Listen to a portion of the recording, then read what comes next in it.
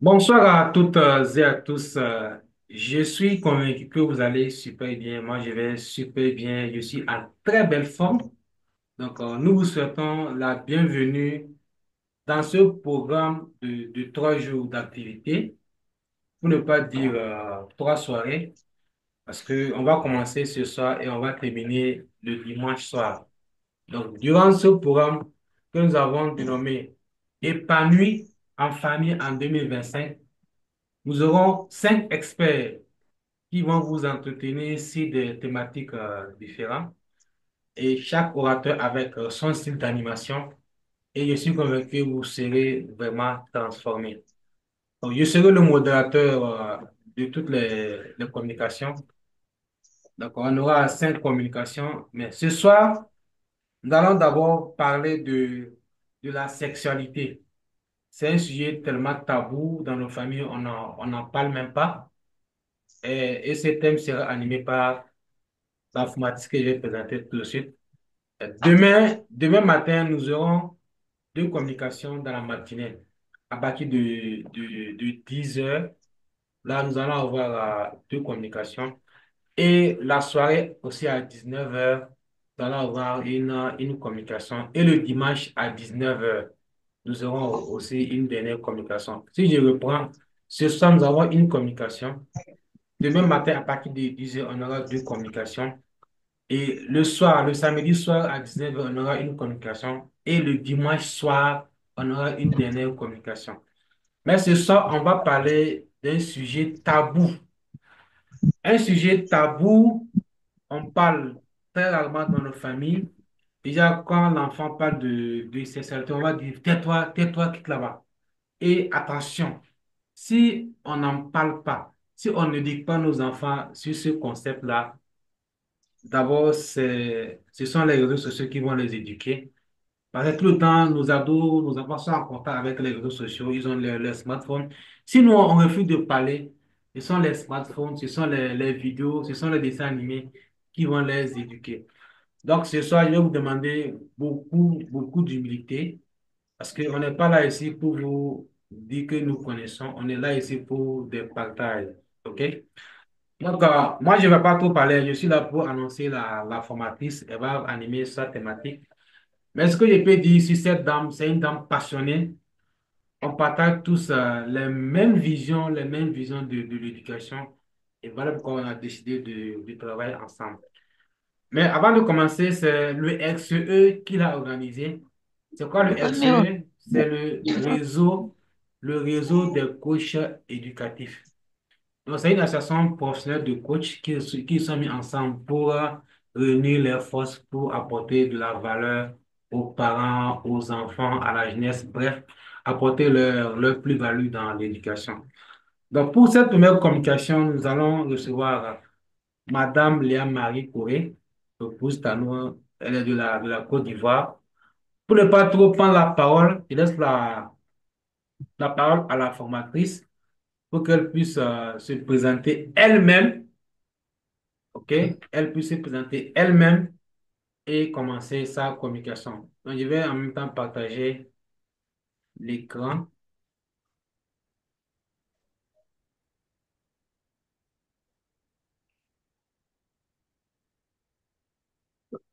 Écrivez-nous en commentaire si vous voyez l'écran que je viens de partager.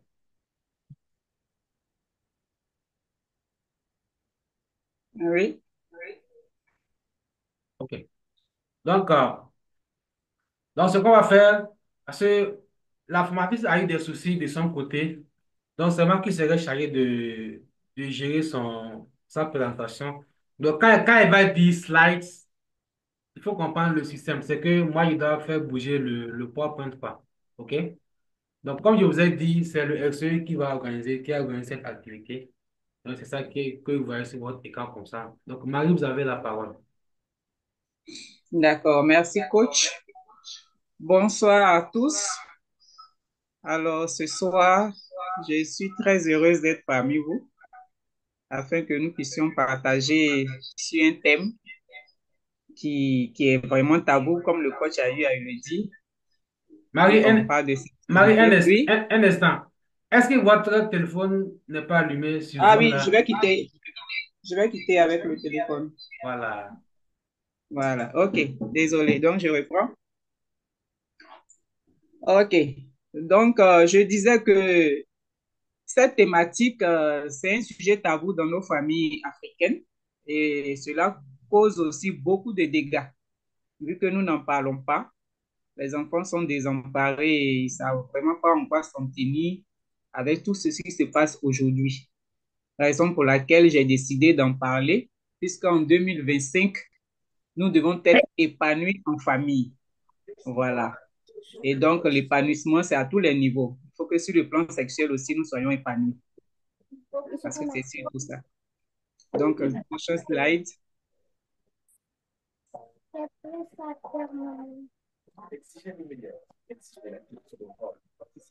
Non, vous vous êtes trompé, coach.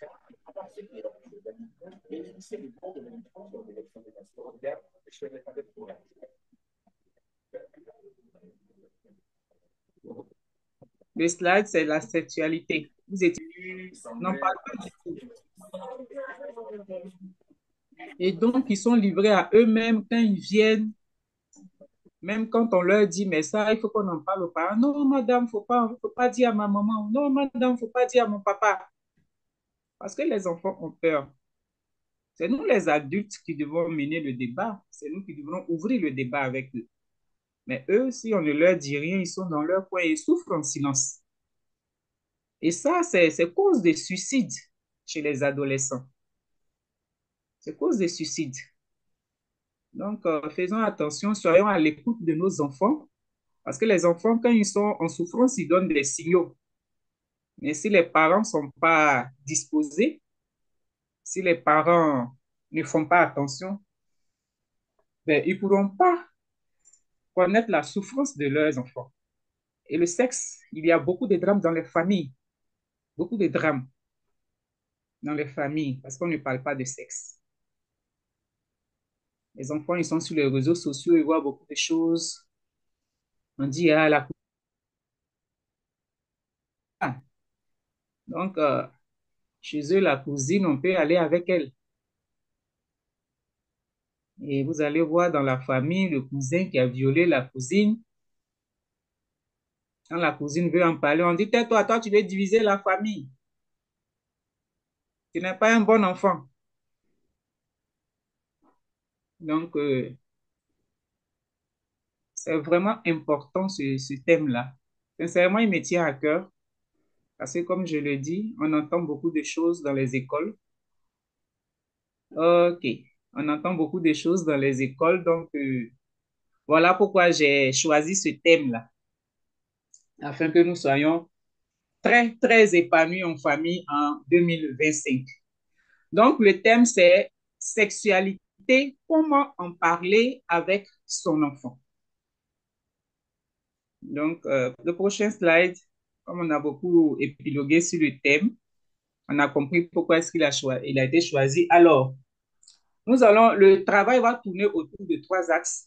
D'abord, la définition de la sexualité. C'est une définition, parce qu'il y en a plusieurs, mais j'ai choisi la définition de l'OMS. L'OMS, c'est l'Organisation mondiale de la santé. Voilà. Donc, j'ai préféré prendre cette définition-là parce qu'elle contient énormément de choses. On ne va pas vraiment parler de tout ce qui est à l'intérieur parce que si on veut en parler, on va rester jusqu'à minuit. Mais quand même, j'ai souhaité qu'on prenne cette définition-là. Après, vous pouvez la retrouver sur Internet pour mieux réfléchir là-dessus parce que c'est une définition, lorsqu'on la lit, on peut vraiment éviter beaucoup de choses. Donc, nous allons voir la définition. Ensuite, ça sera pourquoi en parler? Pourquoi? Je pense que j'ai déjà donné quelques éléments du pourquoi, mais nous allons approfondir. Et à la fin, comment en parler? Parce que c'est à ce niveau-là qu'il y a problème. Comment en parler? Chaque parent se dit, mais comment est-ce que je vais aborder ce thème-là? À quel moment je dois le faire? Comment je dois m'y prendre? Donc, le comment, nous allons terminer par le comment. OK, prochain slide.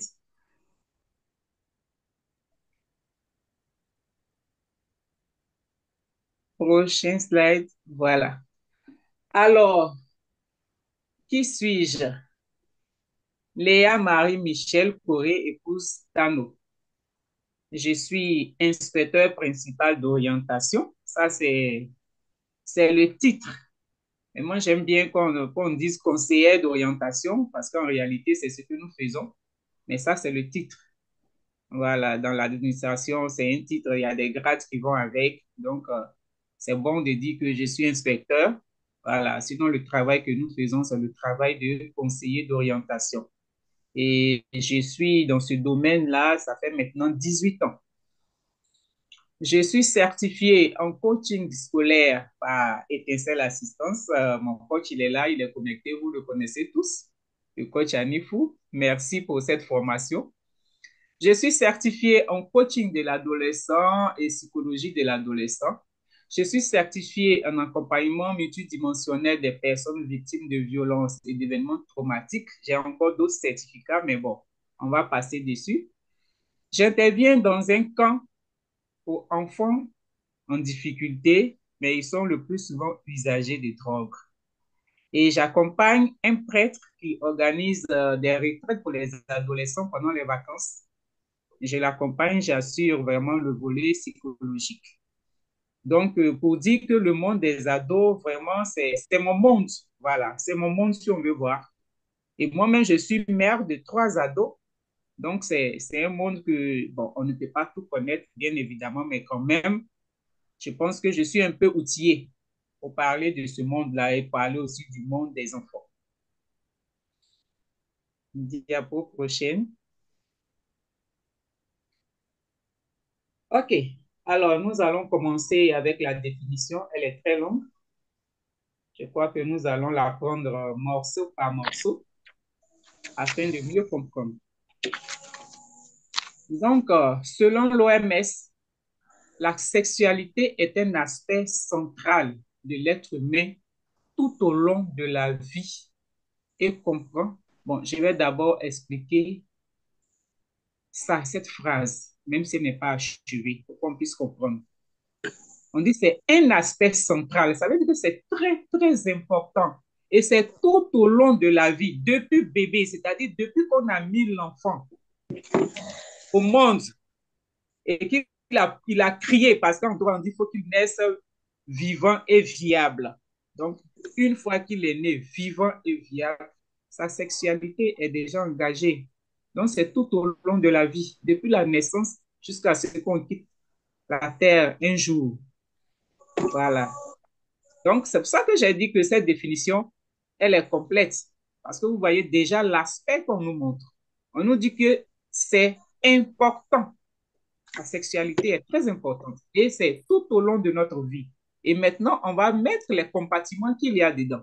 Donc, cette sexualité-là, elle comprend le sexe, les identités, les rôles socialement associés au genre, l'orientation sexuelle, l'érotisme, le désir sexuel, le plaisir, l'intimité, l'amour et la reproduction.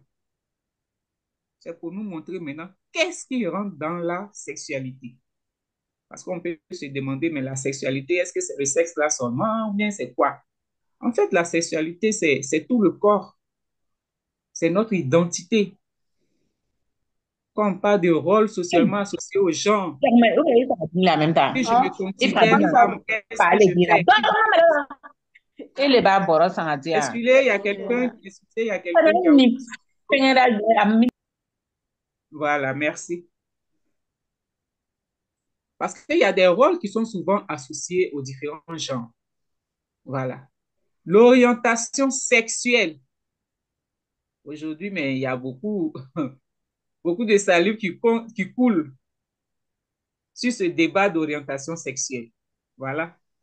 C'est pour ça qu'il faut parler de sexualité dès le départ, parce que c'est pas après qu'on va dire non, mais je n'aime pas l'orientation sexuelle de mon enfant. Mais l'enfant, c'est une page blanche. C'est ce qu'on a écrit dedans là. C'est ce qui a fait l'enfant. Donc, on ne va pas se plaindre après. Donc, l'orientation sexuelle, l'érotisme, le désir, le plaisir, Mais aujourd'hui, le sexe, c'est toujours le plaisir. Il faut se poser des questions sur ça. L'intimité, est-ce que c'est l'intimité? Il y a des clubs de nudistes. Voilà, ils se baladent nus. Est-ce que ça, c'est l'intimité maintenant? L'amour, la reproduction. Voilà, donc voici tout ce qu'on met dans la sexualité. C'est la première partie de la définition, le premier volet. On va aller à un autre volet de la définition pour qu'on puisse mieux comprendre, comme je l'ai dit. Diapo prochaine, voilà.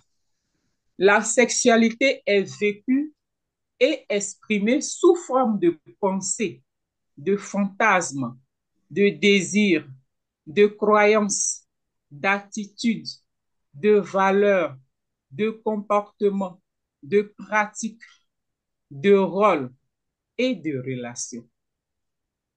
Cette partie-là nous parle véritablement de codes maintenant. Quels sont nos codes en matière de sexualité? Parce que quand on parle de pensée, de fantasme, de désir, de croyance, d'attitude, de valeur, les valeurs diffèrent d'une famille à une autre. Les croyances aussi diffèrent d'une famille à une autre. Voilà pourquoi nous devons parler de sexualité à nos enfants selon nos valeurs, nos croyances. Parce que si nous n'en parlons pas, mais l'enfant, il voit des choses sur les réseaux sociaux, il trouve que c'est correct.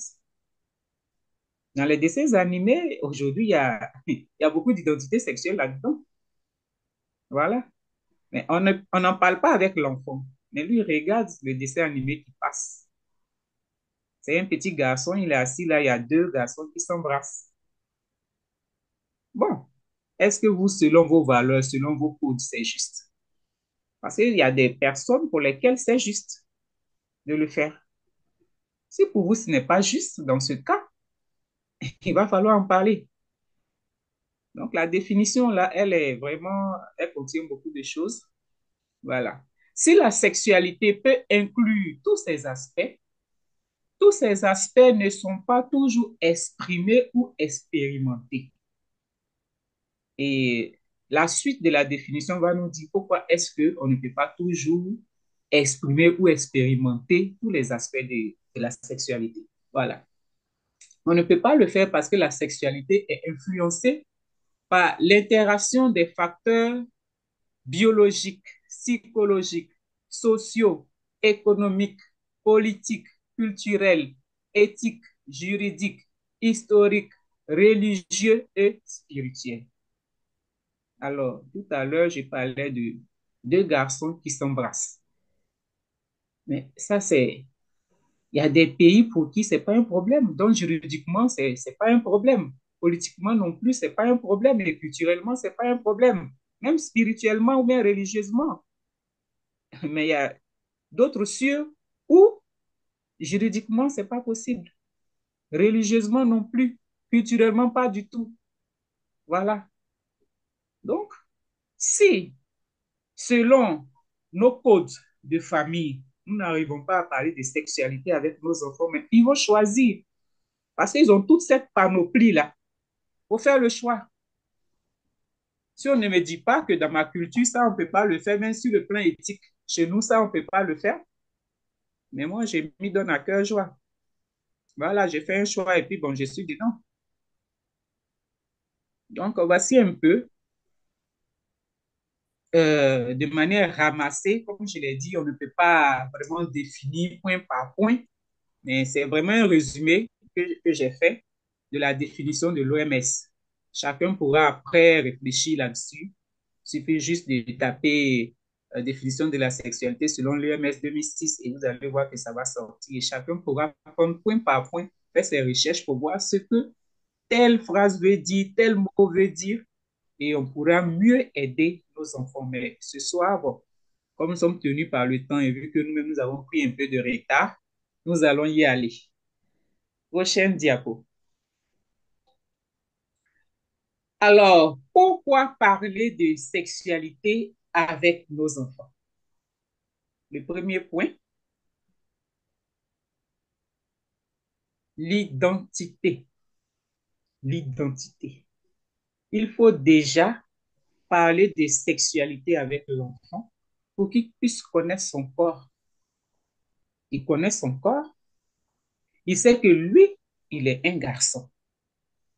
La petite fille connaît son corps. Elle sait qu'elle est une fille. Ça, c'est son identité. Je suis une fille, je suis un garçon. J'ai eu affaire à un petit garçon qui était à la maternelle. Dans, ils ne sont que des garçons chez eux à la maison. Et donc, il va à la maternelle et à la maternelle, on met les enfants en rang pour aller uriner. Et il a vu que les filles s'asseyaient sur le bidet pendant que eux, ils s'arrêtent. Donc, il demande à sa maman, mais maman, les filles, elles font pipi par leurs fesses. Parce qu'il ne comprend pas. Chez eux, ils ne sont que des garçons. Ils sont debout quand ils font pipi. Mais les filles s'asseyent. Donc, il veut se comprendre pourquoi les filles s'asseyent. Et puis, eux, ils sont debout. Mais là, il est en train de réaliser qu'il y a des êtres qui sont différents de lui. Parce que chez lui, à la maison, tout le monde, il veut dire ses frères parce que bon, il ne voit pas sa maman faire pipi, ça, c'est pas bon. Bon. Voilà. Donc, il ne voit que ses frères faire pipi et il voit que, bon, tout le monde est debout. Et là, il voit autre chose. Et sa maman qui se gêne pour lui expliquer. Je dis, mais non, il faut lui expliquer. Voilà. Il faut lui expliquer le plus simplement possible qu'il y a les filles qui ne s'arrêtent pas. Parce qu'elles, elles n'ont pas un kiki. Parce qu'il faut utiliser les termes qu'il faut. Elles n'ont pas un kiki, elles ont un toto et que bon, pour le faire, il faut s'asseoir. Et c'est pour ça qu'on les appelle filles. Et vous, on vous appelle garçons. Là, il est en train de prendre conscience de son identité. Il est en train de prendre conscience de, il y a plusieurs genres de personnes. Il n'y a pas que les garçons. Il y a un autre type qu'on appelle fille. Et que les filles, elles s'asseyent pour faire pipi. Déjà, à la maternelle, il comprend. Et lui, il est un garçon. Donc, on commence à le façonner déjà. Selon nous, nos codes. Les garçons, qu'est-ce qu'ils font? Voilà, les fillettes, qu'est-ce qu'elles font? Voilà, on commence à le façonner. On va à la prochaine raison. La raison numéro 2, les valeurs ou les codes de la famille. Voilà. Comme je le disais tout à l'heure, chaque famille a ses codes. On ne remet pas en cause les codes des autres, hein. On respecte leurs choix. Voilà. Mais nous, notre famille, nous avons nos choix. Nous avons nos valeurs. Voilà. Et il faut respecter le corps. Il faut l'entretenir. L'hygiène corporelle, c'est depuis le bas âge. Il faut apprendre à l'enfant à être propre. Il faut qu'il puisse aller à la selle, se nettoyer correctement. Il faut donner l'autonomie, en fait. À un certain âge, il faut mettre l'enfant sur le bidet. Parce qu'en Afrique, on les met sur les vases. Et vous allez voir l'enfant, 4 ans, 5 ans, encore sur vase. Non, non, non. À partir de 3 ans, on peut commencer à le mettre sur le bidet. On peut même l'attraper ou bien voilà, le temps que l'enfant sache que là, on peut le faire. Si c'est difficile pour lui, il va attraper le bidet, il va s'asseoir, mais au fur et à mesure, il sera autonome. Il va apprendre à se nettoyer. Parce qu'il y a beaucoup d'enfants qui vont à la maternelle, mais qui ne savent pas se nettoyer. Que ce soit les éducatrices préscolaires qui viennent le faire, vraiment qu'on a 4 ans, 5 ans, là, il ne faut pas qu'on le permette. Pour la protection même de l'enfant, parce qu'on parle de pourquoi en parler. Il faut rendre l'enfant autonome. Parce que s'il est autonome, ça le protège mieux.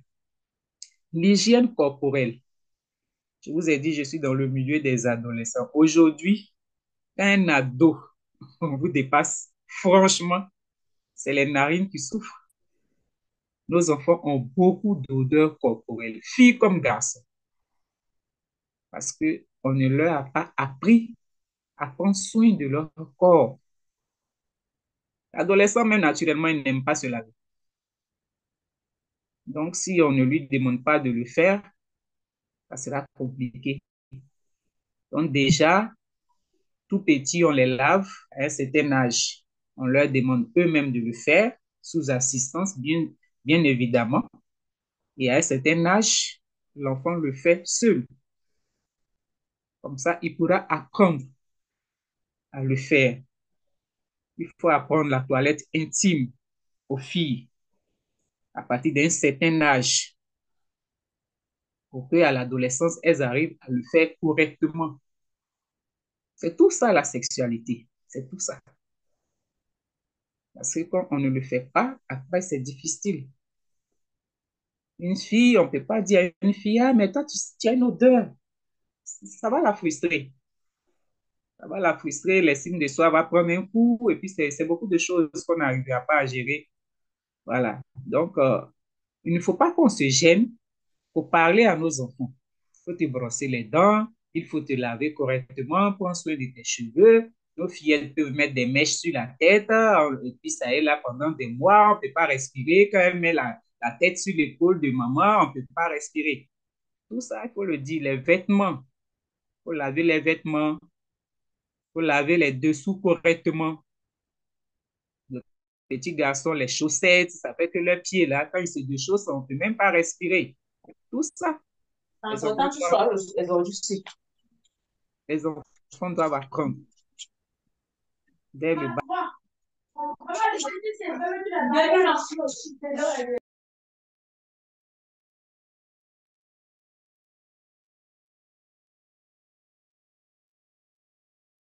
Je parle au lieu de tout le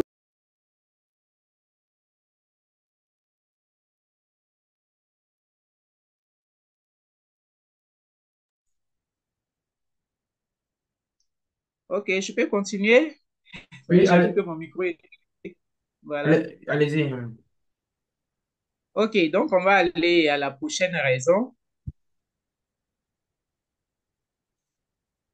La prochaine raison, c'est le consentement. Vous savez, aujourd'hui, nous parlons de violence, nous parlons de viol, mais c'est parce que on n'a pas dit à notre garçon que lui-même, son corps, là, il doit pouvoir donner le OK pour qu'on le touche. Et toucher aussi le corps de quelqu'un d'autre, la personne doit donner aussi le OK. Parce que ça commence petit à petit. Au début, à l'école, il va toucher les fesses d'une fille et puis il va courir. Il touche les fesses en riant et puis il court pour partir. Après, il va appuyer les seins d'une fille, il va courir. Ça commence comme ça petit à petit. Mais ça encore, c'est pendant qu'ils sont adolescents. Mais aujourd'hui, même à la maternelle, on fait des accouchements. Là où on pense que non, les enfants, ils sont petits, il faut attendre après pour leur parler de sexe. Mais il a déjà regardé les telenovelas avec les filles de ménage. Il a déjà regardé beaucoup de contenu. Donc, quand il va en classe, là, il fait les attouchements à sa voisine de classe. Il a 3 ans. Là où papa et maman disent qu'il est petit, on ne peut pas lui parler de sexe. Lui, déjà, il fait des attouchements à cet âge-là. Mais parce qu'on ne lui a pas parlé du respect du corps. On ne lui a pas parlé du consentement qu'il faut donner avant de faire certaines choses.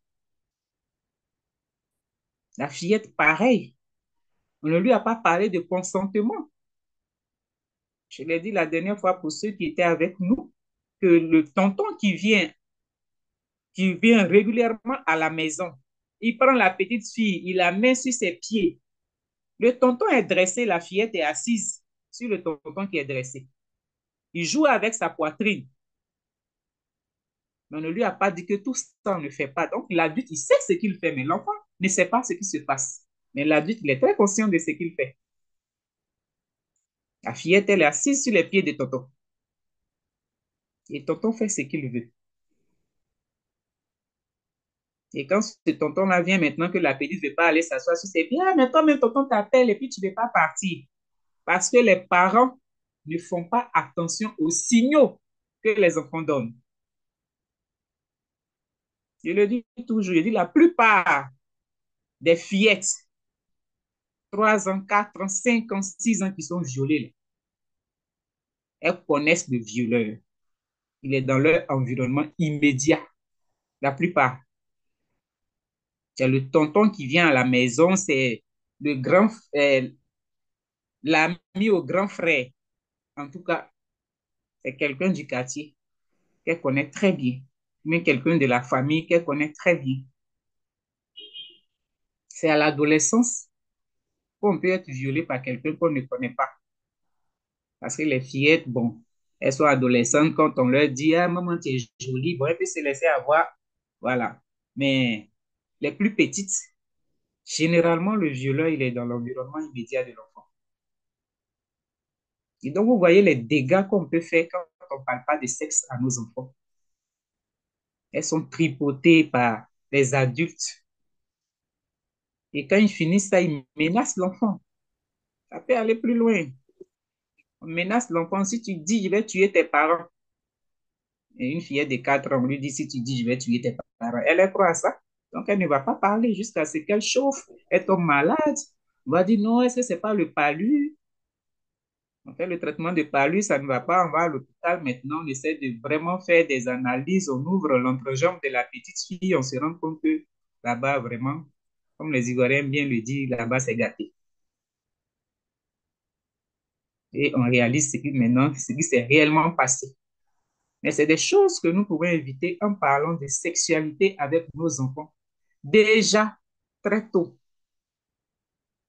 très tôt, à l'âge de 2 ans, 3 ans, quand l'enfant parle déjà, mais les termes ne sont pas les mêmes.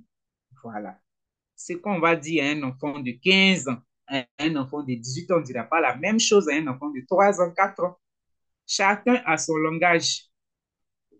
Tout à l'heure, j'ai parlé de Kiki. Kiki, c'est bon pour un enfant de 2 ans, 3 ans, 4 ans, 5 ans, 6 ans peut-être. Mais après ça, on passe à autre chose. Le langage commence à changer. Et on pourra dire à la fillette ce qui va se passer dans son corps au fur et à mesure. C'est pour ça que quand elle va avoir ses menstrues, on pourra lui dire, ah, ce que tu viens d'avoir selon les codes de la famille, comment est-ce qu'on voit ça? Parce que si on n'en parle pas, elle va demander à ses copines, ah, maman, j'ai un écoulement sanguin, qu'est-ce que c'est? Elle dit, oh, ma copine, tu as grandi maintenant, là, maintenant, tu peux avoir un gars. Est-ce que cette définition-là va vous arranger, chers parents? Définition où on dit maintenant, tu peux avoir un gars. Pareil pour le petit garçon, on ne lui a jamais parlé du sperme. Donc, il est là, il mouille le lit, il mouille le drap. Ah, mais maman, qu'est-ce qui m'arrive? Ça, c'est encore si il peut demander à maman, parce que si maman n'a jamais parlé de ça avec lui, il ne demandera pas à maman ni à papa, il va aller demander à l'école à ses amis. Et ses amis aussi lui diront, ah, mais tu es grand maintenant, tu peux avoir une go. Voilà. Les enfants, ils ont des manifestations. Il y a une maman qui me disait, ah, Madame Tano, mon fils, il s'est réveillé, il dit, ah, maman, mon kiki est élevé. Qu'est-ce que je dois faire? Voilà. Son kiki est dressé, mais ça, c'est un phénomène naturel. Le garçon, il est dressé le matin.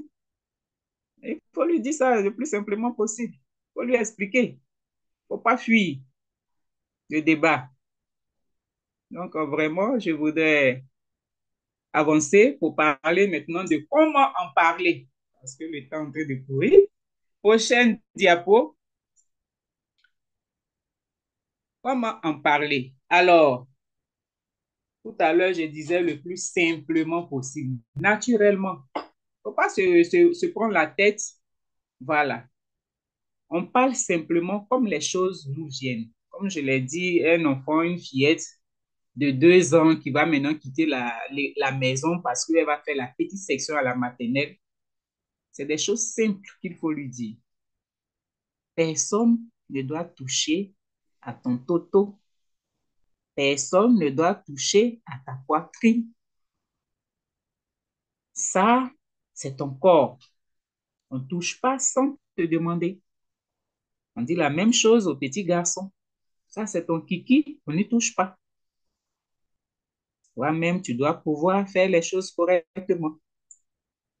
Et si vous voyez qu'il n'est pas encore autonome et qu'on doit l'aider à l'école à faire pipi, vous pouvez lui expliquer que la maîtresse peut t'aider en descendant ta culotte ou bien ton caleçon. Mais le reste, tu le fais toi-même. Voilà. Parce qu'il ne faut pas que les enfants aussi soient bloqués quand on a envie de les aider à faire quelque chose. Donc, il faut leur expliquer vraiment le plus simplement possible sans se prendre la tête. Et au fur et à mesure, on adapte le langage. Qu'est-ce qu'il faut faire? Il faut commencer déjà à bas âge avec les thèmes qu'il faut pour l'âge de l'enfant. Maintenant, après ça, il y a les initiatives des parents. On peut décider qu'aujourd'hui, bon, on va parler de quelque chose. On a regardé un dessin animé où deux garçons s'embrassent, on va expliquer. Voilà. Est-ce que chez nous, ça se fait? Est-ce que ça ne se fait pas? Donc, c'est les parents qui initient maintenant le débat. Ils ont vu qu'il faut qu'il en parle bien même. Bon, on estime que l'enfant, maintenant, l'âge qu'il a, il faut qu'on parle de sexe avec lui pour l'aider. Donc, naturellement, bon, avec, on prend cette initiative et puis c'est comme une réunion de famille et en famille, on en parle. Voilà. Comment en parler? La troisième manière d'en parler, c'est des questions-réponses des enfants. Et il y a une Ok. question qui dérange beaucoup les parents. Comment on fait pour mettre les enfants au monde? Comment bébé arrive dans le ventre de maman? Ça dérange beaucoup les parents. Ils ne savent pas quoi dire. Pourtant, c'est très simple. Quand un enfant pose une telle question, il connaît la réponse. Il connaît la réponse. Sinon, il ne va pas poser la question. C'est que quelque part, il a un ami qui lui a dit que voici ce qui se passe. Donc, vous allez simplement lui demander quel est son point de vue sur ça. Selon les idées qu'il vous donnera et selon l'âge, vous pouvez adapter le message. Mais un enfant qui a déjà fait SVT, qui a parlé de reproduction, vous ne pouvez pas lui mentir maintenant parce que là, c'est clair, il sait. Tout petit encore, on peut essayer de prendre des images pour leur en parler. Mais il ne doit pas avoir vraiment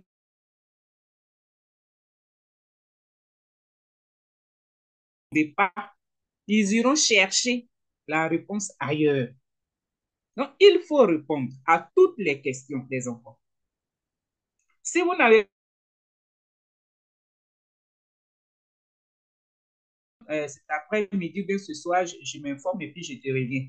Voilà, parce que c'est tellement brusque que c'est fort pour vous, vous ne savez pas trop comment répondre, donc pour ne pas aussi,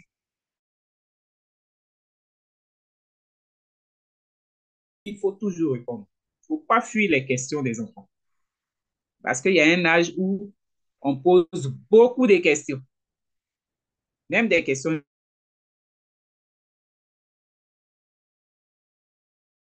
9 ans, 10 ans, 11 ans. À partir de 8 ans, même, questions, beaucoup de questions. Donc, il faut répondre aux questions sans faux fuyant, mais adapter le message à l'âge, c'est tout. On peut continuer. Alors, ce que je pourrais dire aux parents, il y a aussi, voilà, les événements rapportés dans les médias ou sur Internet. Tout à l'heure, j'ai parlé de films, de dessins animés que l'enfant finit de regarder et puis bon, on fait le débriefing ou bien un événement sur Internet ou bien les médias parlent de quelque chose, d'un sujet bien précis. Il faut en parler avec les enfants. Selon nos codes, selon nos valeurs, il faut en parler. Aujourd'hui, l'enfant vient vous dire, ah, mais on dit maintenant qu'un garçon, il peut lui-même décider de devenir une fille, par exemple. Parce que ça, c'est d'actualité.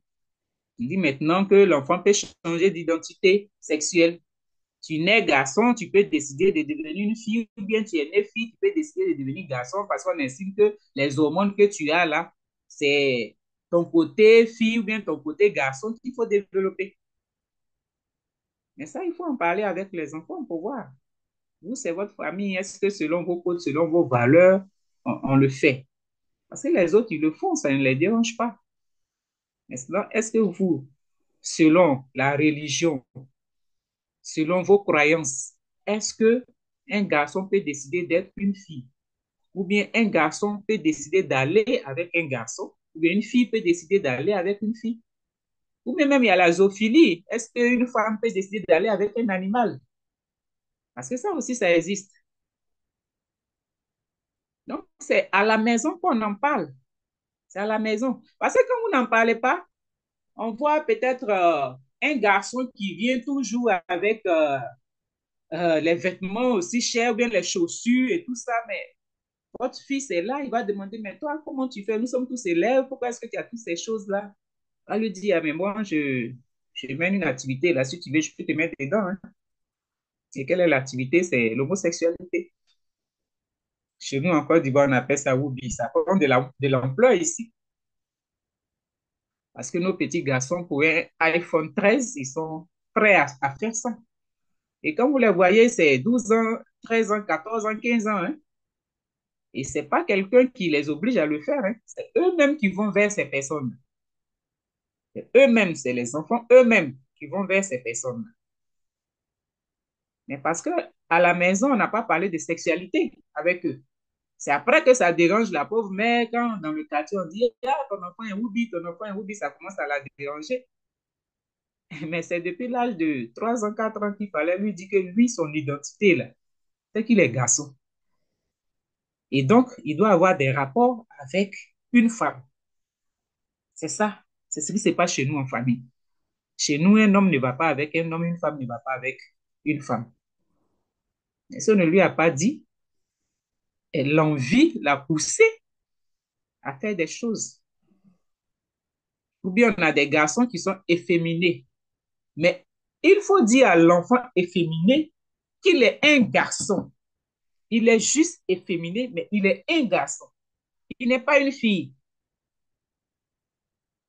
Il est un garçon. Et donc, il doit faire ce que les garçons font.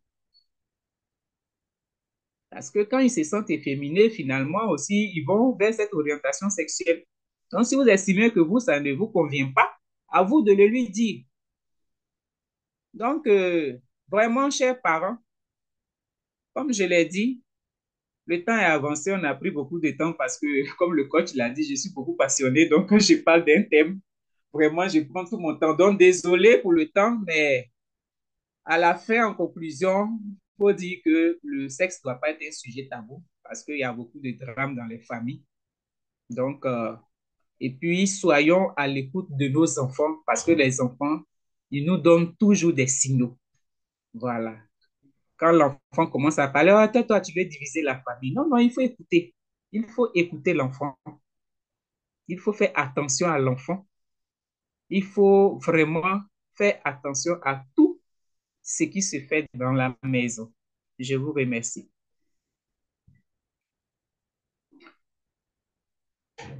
OK, donc vous avez mon contact, là, le plus 225 07 49 99 45 80. Alors, je suis à vous pour les questions. Voilà. Merci infiniment de m'avoir écouté.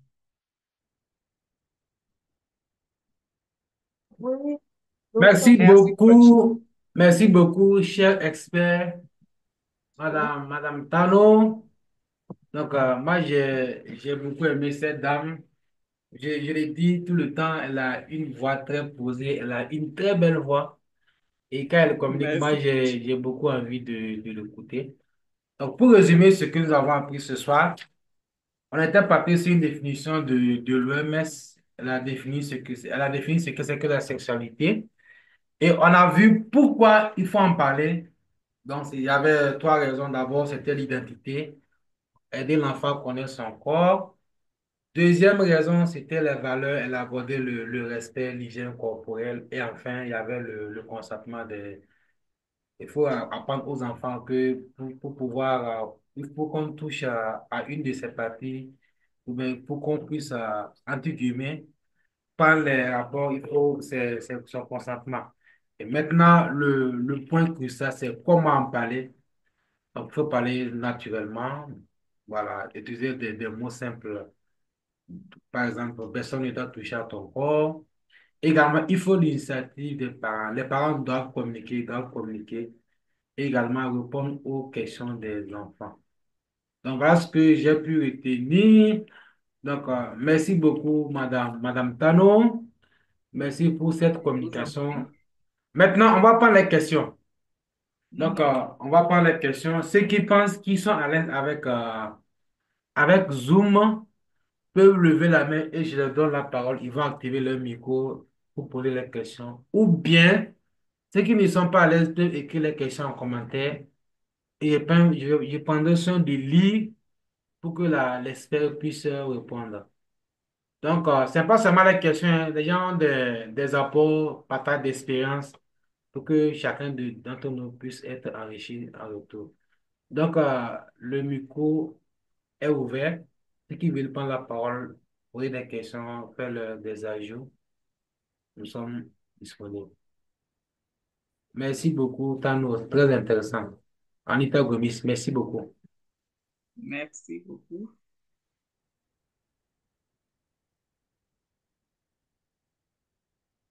On attend vos questions.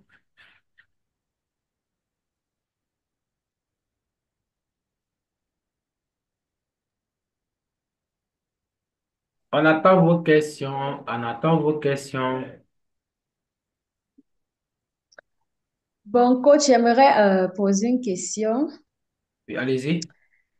Voilà, c'est une situation en fait que j'ai été témoin et j'aimerais un peu que l'expert nous dise comment dans cette situation on peut réagir.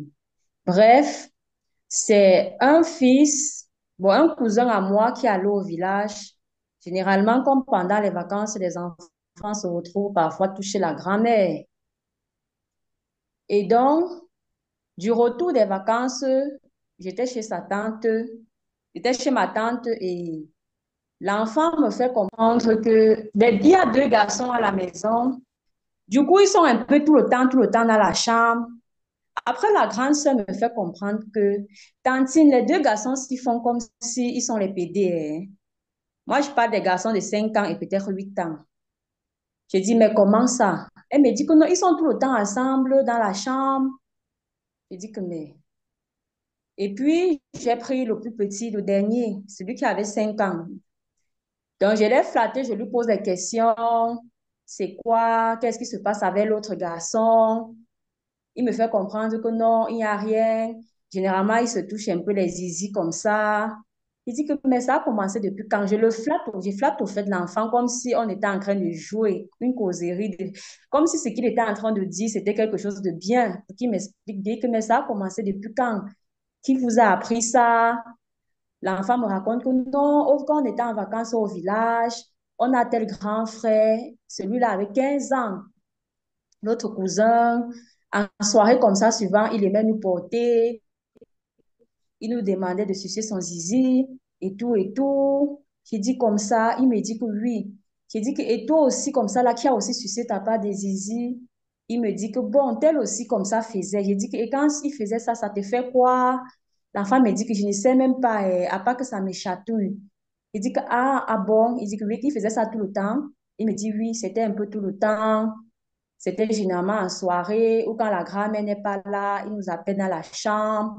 Il dit que c'était seulement lui seul. Il dit que non, tous les autres grands garçons là qui avaient les 10 ans, 11 ans, jusqu'à 15 ans, mais le plus grand avait 15 ans. Face à cette situation, c'est la famille. Je ne sais pas comment je vais faire. Je dis donc à ma maman que j'explique donc la situation à ma maman. Et je dis que bon, je ne sais pas donc comment on va faire parce que si quelqu'un doit envoyer son enfant au village et que finalement les choses comme ça doivent se passer dans la famille, on doit faire comment? Si je dis l'autre tante que son garçon qui a 15 ans qui initie les enfants, les petits-enfants, elle va dire que je veux diffamer son fils. Donc, je ne sais pas, coach, dans ce genre de situation, jusqu'à aujourd'hui, je reste avec ça dans mon cœur parce que je ne sais pas comment je vais aborder cette situation dans la famille. J'ai aussi mon petit garçon qui part en vacances au village. Donc, en réalité, Je ne sais pas.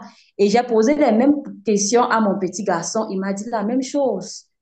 Il m'a dit la même chose. C'est vrai que j'ai fait tout ce que vous avez dit, que non, personne ne doit te toucher. Si quelqu'un te touche, tu dois dire à maman et tout. Mais généralement, au village, nous ne sommes pas là.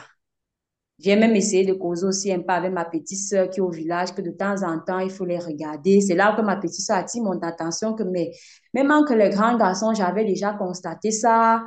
J'ai un peu voulu parler à la grand-mère, mais comme ce sont les enfants aussi des copouses et tout, elle a dit que non, il ne faut pas qu'on dise que, oh,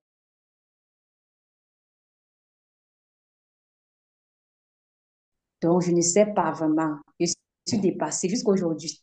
Jusqu'aujourd'hui, je ne sais pas. Chaque fois que mon fils est au village, il part en vacances au village, moi, mon cœur bat seulement tous les petits. Je me dis seulement que je ne sais pas ce que les vieux là vont encore faire. Donc, je veux un peu savoir comment on gère ce genre de situation dans la famille.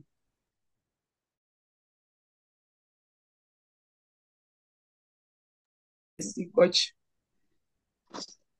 Alors, je peux répondre? Allô? Oui, Oui, coach, vous oui, pouvez- oui, coach, allez-y, allez-y. D'accord, d'accord. C'est une situation de famille. Et dans la famille, déjà,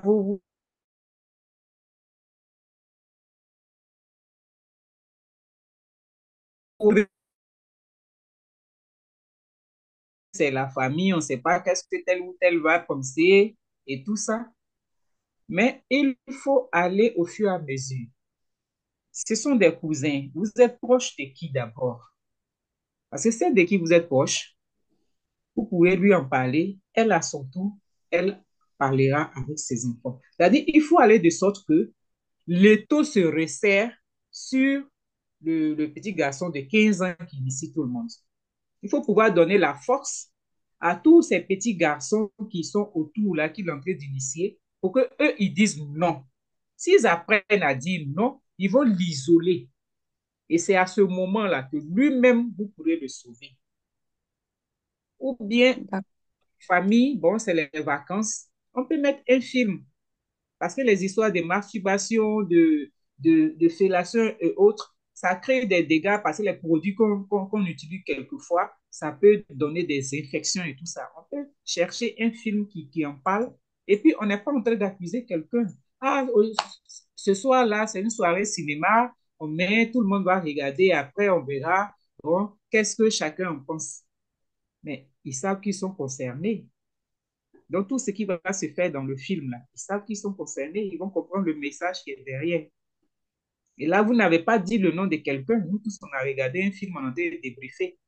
Donc, il y a plusieurs méthodes. Soit chacun parle à son enfant, c'est-à-dire on prend des personnes qui sont très proches, qui peuvent nous comprendre. Et au fur et à mesure, on appelle ça cercle d'influence. J'ai mon cercle d'influence, je sais qui je maîtrise. J'en parle avec lui, on donne la force aux enfants et on avance au fur et à mesure jusqu'à ce qu'on isole celui qui est là. Ou bien on décide d'affronter le problème comme ça et en passant par un film sans accusation, voilà, c'est notre famille, on a nos valeurs et tout ça. Donc aujourd'hui, on va parler d'éducation sexuelle. Il y a un film qui va nous aider à en parler. On met le film, on voit bien les dégâts que ça cause. Nous tous, nous regardons et nous tirons les leçons. Et nous portons le message à tous ces petits garçons qui le font. Voilà. Donc, il y a vraiment plusieurs manières à vous de voir quelle est la méthode qui vous sied le plus. Mais D'accord, coach, j'ai compris, j'ai dans compris. tous Je les pense cas, que à la prochaine, les prochaines vacances, quand j'irai au village, si j'ai l'occasion que tous ces enfants s'y retrouvent encore, je ferai comme voilà. Donc, selon vraiment la famille, on essaie d'adapter comment faire parce ils sont en train voilà, de, parce être qu'un à la garçon qui fait maison. la fellation à quelqu'un d'autre, ça, c'est l'homosexualité. Est-ce que selon selon les valeurs de la famille, ça passe? Bon, c'est vous qui voyez. Et si ça ne passe Ça pas, ne passe, donc, il faut ça ne trouver passe le, pas. voilà, donc D'accord. à vous de trouver maintenant la manière comment en parler. Mais il faut le faire. Il faut le faire. Il ne faut pas dire que non, comme c'est des histoires de famille. C'est des histoires de famille, mais quand on va régler, c'est bon pour tout le monde. C'est bon pour tout le monde parce que selon les codes de la famille, on voit que ça, c'est pas bon. Donc, Il faut comprendre aussi que quelquefois, on ne peut pas faire d'omelette sans casser les œufs, hein. On ne va pas vouloir contenter forcément tout le monde. Non.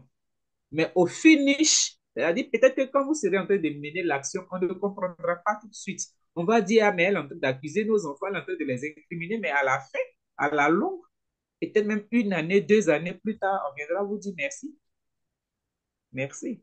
Parce que c'est ça. D'accord, coach. Mhm. D'accord, coach.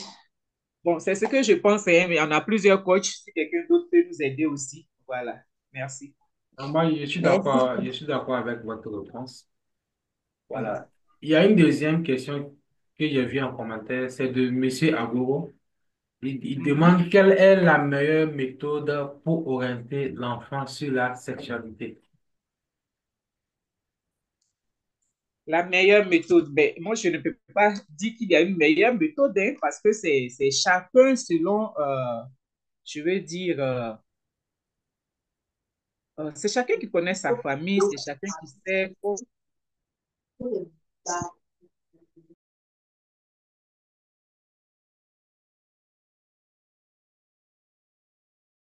Pantalo, désolé, réactivez votre micro.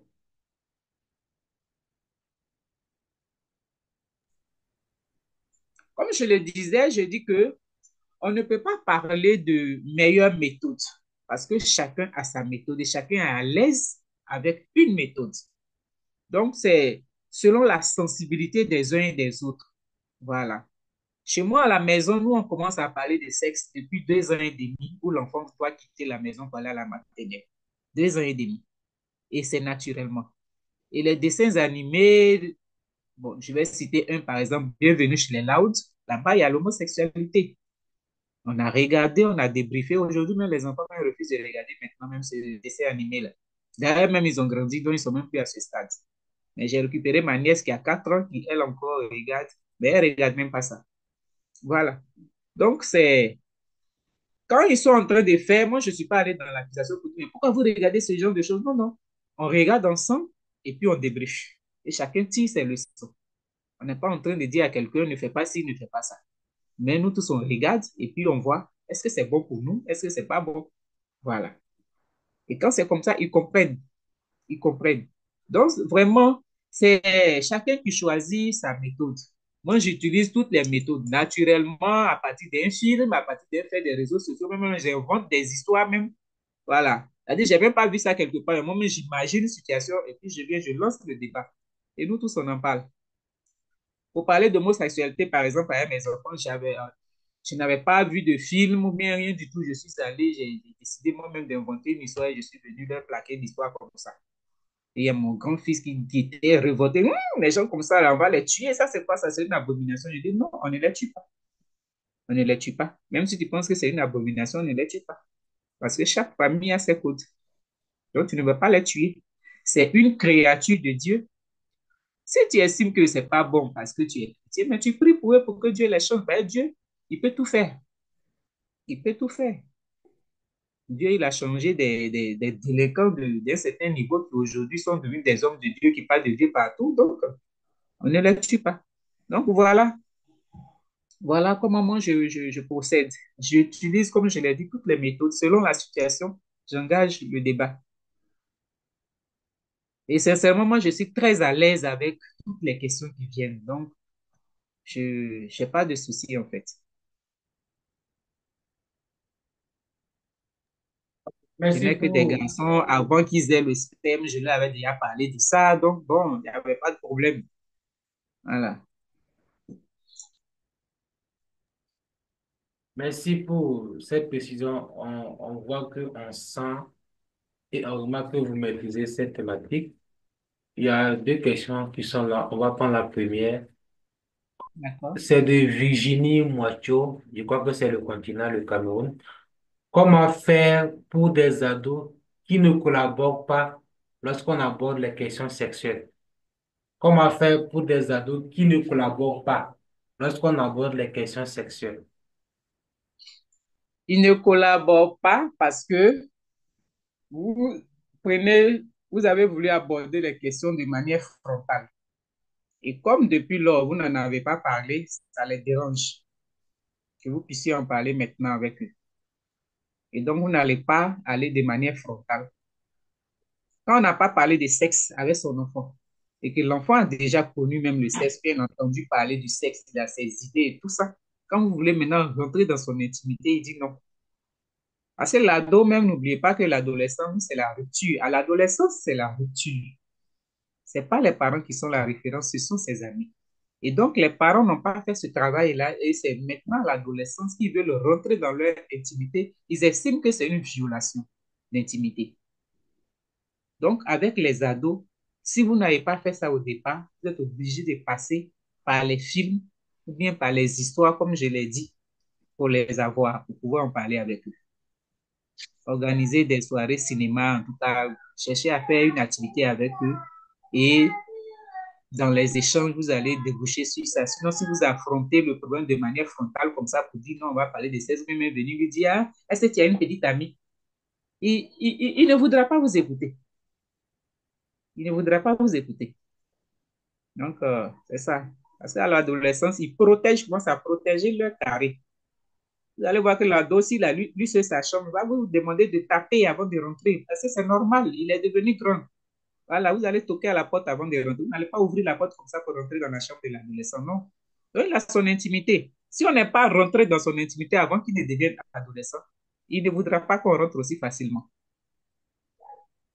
Donc, avec les ados, si vous n'avez pas parlé de sexe au départ, vous êtes obligé de passer par les faits des réseaux sociaux, par des films et tout ça pour lancer le débat. C'est ce que je peux conseiller comme méthode. Bon, il y a un commentaire ici, ça c'est tellement profond, c'est de Daniel. Merci coach pour cette conférence. Moi, il y a un monsieur qui me touche,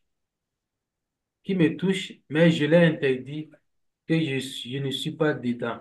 J'en ai parlé à un de ses supérieurs aînés, un papa, mais ce sont des paroles que vous avez dites. Mais ça se répète. Il me parle que, que ça fait rien à cause de lui. Je vais plus au travail. Quand il est là, je le vis, je me cherche avec lui. Mon cœur n'est pas à l'aise. Bon, ça, c'est un commentaire d'adulte. Là, je sais pas, c'est juste un commentaire, ben, c'est une question. Je sais pas. Aidez-moi, hein. Elle a dit, merci, D'accord. merci coach pour cette conférence. Moi, il y a un monsieur qui me touche, mais je l'ai Oui. interdit que je ne suis pas dedans. J'en ai parlé à un de ses supérieurs aînés, un papa, mais ce sont les paroles que vous avez dites. Mais ça se répète. Il me, il me parle que ça fait rien. À cause de lui, je vais plus au travail. Quand il est là, je le vis, je me cherche avec lui, mon cœur n'est plus à l'aise. Ça, on rentre finalement dans le harcèlement, hein. Oui, mais ça, je peux répondre à ça aussi, parce que ça Ok, prend de l'ampleur même aussi. Voilà. ok, allez-y. Alors, quelqu'un qui vous touche dans votre service, en réalité, lui, il le fait.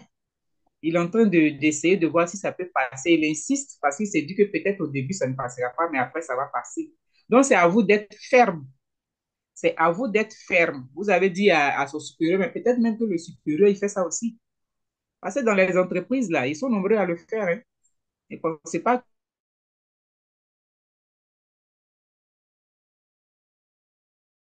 qu'il n'est pas seul dans l'entreprise à le faire. Ça veut dire même que le supérieur hiérarchique peut être impliqué. Je ne dis pas qu'il est forcément impliqué, mais il peut être impliqué. Sinon, il aurait eu peur.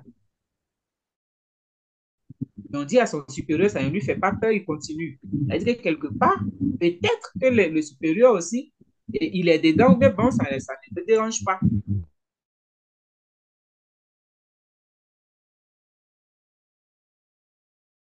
Vous venez au travail correctement. Quand il vous touche, vous lui dites non. Voilà. Vous lui dites de manière claire que ça, je dis non et c'est non. Et je vous dis de ne plus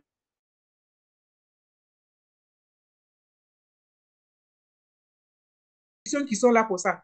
Parce que si vous n'êtes pas ferme, là, vous ne venez pas au travail quand il est là. Mais il est heureux. Il va continuer de vous emmerder. Mais quand il va voir que vous avez cette force physique-là maintenant,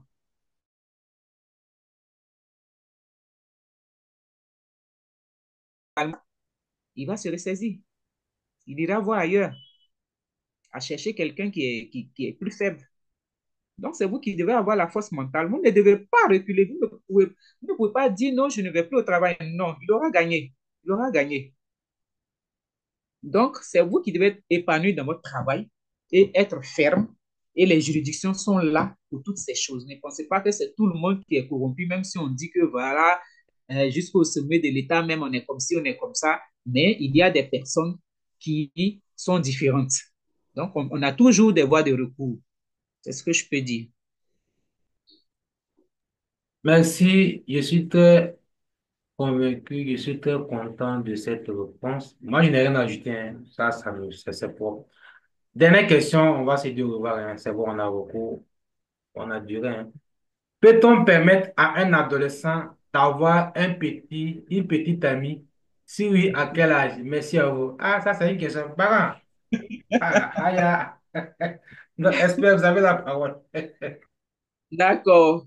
Bon, ça dépend de chaque famille. Donc, on ne va pas donner un âge parce qu'il y a des familles où on se dit, bon, on peut tolérer à partir de 16 ans. Il y a des familles qui diront, il faut 18 ans. Il y a des familles même qui diront, c'est dans le mariage. Parce qu'avant le mariage, non. Il y a des familles qui vont dire, bon, une fois que l'enfant a le bac, on peut accepter. Donc, c'est vraiment selon les familles. Voilà, c'est selon les familles. C'est tout. Mais ce qu'on doit retenir, c'est que la majorité sexuelle, l'âge de la majorité sexuelle, c'est 15 ans. Ça n'a rien à voir avec la majorité civile. Voilà. L'âge de la majorité sexuelle, c'est 15 ans. Mais ça, on ne dit pas ça aux enfants. Parce que si vous le leur dites, vous aurez des problèmes. Vous imaginez les petits gars, toutes les petites filles de 15 ans en train de dire, bon, moi, je suis majeur maintenant. Voilà. Donc, ça, c'est une information que nous gardons pour nous-mêmes. Et chaque famille essaie de voir à quel âge donner la permission à son enfant. C'est tout.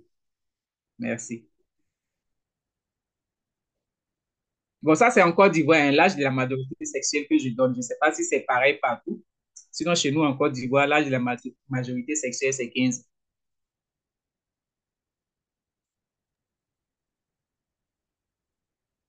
C'est bon, coach? Oui, c'est bon. Je vois qu'il n'y a plus de questions.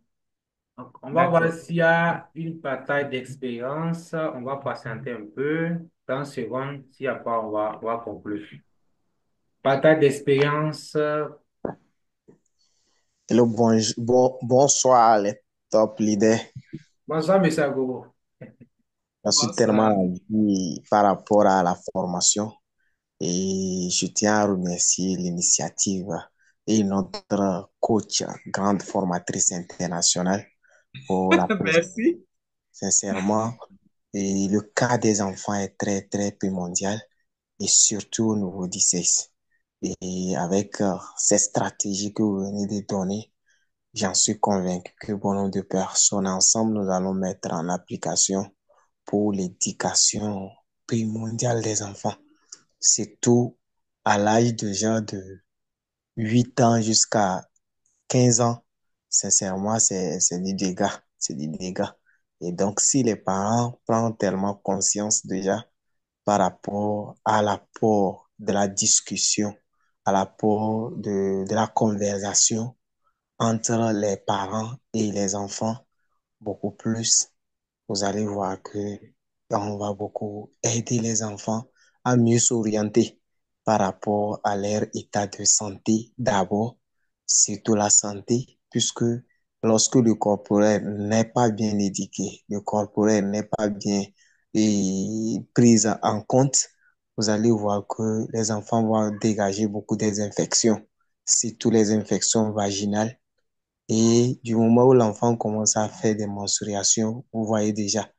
Et parfois aussi, vous allez constater dans certaines écoles, elle n'est pas trop avertie. Ça fait qu'elle ne prend pas des protèges. Et arrivé déjà à l'école, elle commence à avoir les signes de menstruation.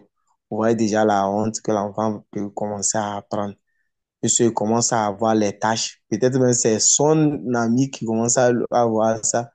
Et ça fait déjà honte. Mais sincèrement, c'est pour dire un grand sincère remerciement et que ces formations doivent être encore plus multipliées pour sauver beaucoup des familles. Merci. À Merci plus. à vous. Merci, Merci. merci, leader Agogo. Merci pour votre rapport. Merci, merci, merci. Donc, on aura beaucoup à changer, hein. Donc, demain matin, nous Bon, aurons moi, j'ai deux. posé une question dans le chat, vous n'avez pas lu. Ah, j'ai pas vu. Où ça? Oui. Donc, Dans le excusez. chat, Je vois, je vois, je vois, je vois, je vois, je vois, je vois, je vois, je vois, je vois, je vois, je vois, l'avant-dernier. avant-dernier. Oui, je vois. Où c'est?